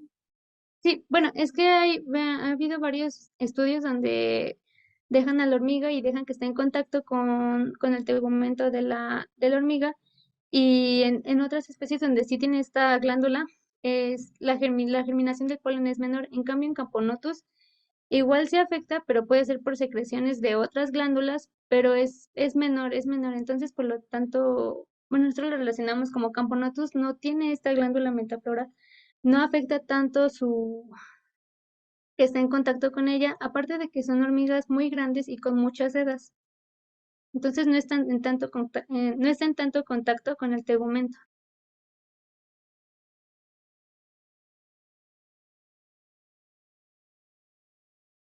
Listo. Bueno, dice que gracias.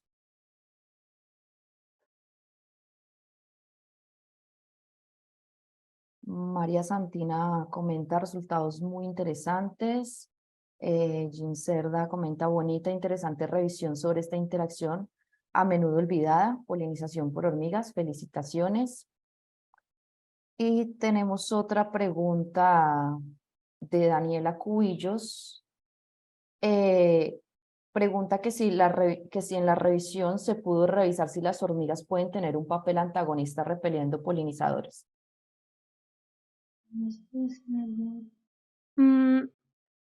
En algunos estudios sí se mencionaba que tenían un comportamiento agresivo contra los demás, o sea, no dejaban que se acercaran, pero en sí no nos enfocamos completamente en eso. Ok, por aquí tenemos otras preguntas. Andrés Sánchez. Sabemos que las hormigas no tienen estructuras similares a las abejas. Entonces, ¿cómo crees que el polen se adhiera a ella? Muchas gracias por tu investigación. Sí. Bueno, como se sabe, algunas especies de hormigas igual sí tienen una gran cantidad de sedas, y no solamente es o sea, como en el abdomen o en el tórax, también puede ser en las patas, en la cabeza. Y también, sí, más que nada por esta parte, que no solamente es en el cuerpo, porque en el caso de las abejas es por la gran cantidad de sedas que tienen. Y de las hormigas puede ser en cualquier otra parte. Vale, Angélica. Y Manuel Vidal comenta que una de las conclusiones es que a falta de pan, buenas son tortas, ¿no? Mejor ser visitadas por hormigas que por nada. Muy interesante, muchas gracias. Brandon Arredondo pregunta, hola Angélica, ¿sabes si el polen de especies mirmecófilas tienen alguna adaptación para adherirse a los cuerpos poco pilosos de las hormigas?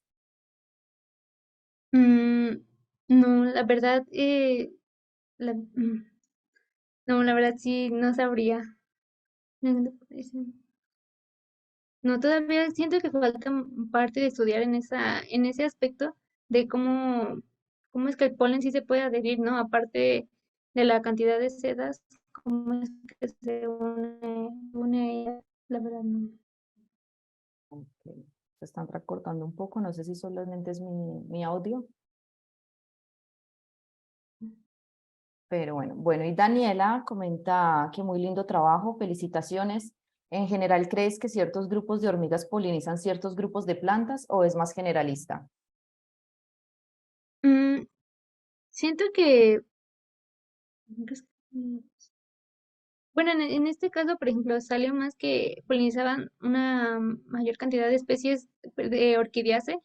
Y siento que también es por esta parte del polinio, ¿no? Donde es un saco donde se mantiene el polen. Entonces no está en tanto contacto con, en sí hay como una barrera que está en contacto con la hormiga y por eso es más fácil. Aparte de que solamente uno, y era lo mismo que se mencionaba, ¿no? Que tuviera poco polen. Entonces al ser solo uno, pues no le molesta, supongo que no le molesta tanto a la hormiga y es fácil depositarlo en otras flores.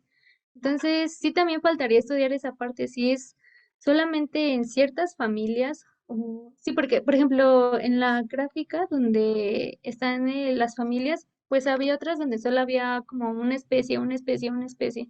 Entonces, sí falta más estudios en esa parte de qué especies de familias, qué familias más bien, de plantas.